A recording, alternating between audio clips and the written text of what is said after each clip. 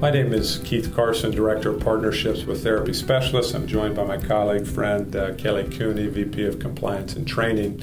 And we wanted to talk about one of the key aspects of the patient-driven payment model, and that's specifically the cap that is placed on group and concurrent therapy at 25%. So it's a combined cap, which essentially means if that Medicare patient is receiving physical and occupational therapy services in a group or concurrent setting, it cannot be more than 25%, which means that that patient still needs to receive 75% individualized therapy. So we've been talking within our organization about the ramifications of this aspect of the patient-driven payment model.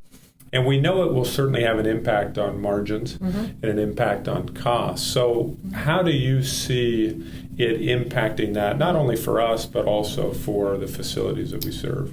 Under this new model, Medicare noticed that there was a fair amount of difference there between what they were paying for therapy and what the providers were paying for therapy. And we know that the providers weren't out there just pocketing that money. They were spending it in other places. And CMS noticed that too. And so they created another bucket. So now we have these non-therapy ancillaries. And so, as providers are looking at their overall costs, knowing that what used to be in this bucket, now some of it's over here.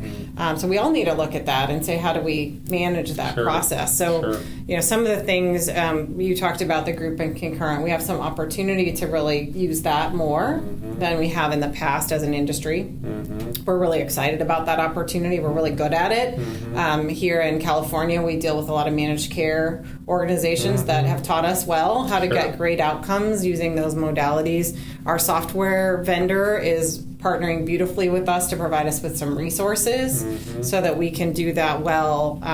Things like the ability to be using the functional limitations that we enter on the evaluation, go ahead and make sure that that will help us then maybe group those folks into groups that we could use. So given, Kasamba is going to give us a little bit of guidance as it relates to the patients that might be best suited for group or concurrent therapy. Correct. Yeah, so that'll help. But once again, we're excited about the flexibility and the opportunity to use the most appropriate mode of treatment for that patient.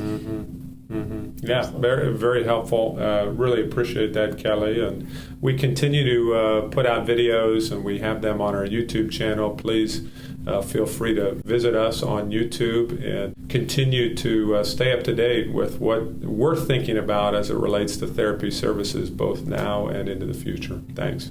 Thank you.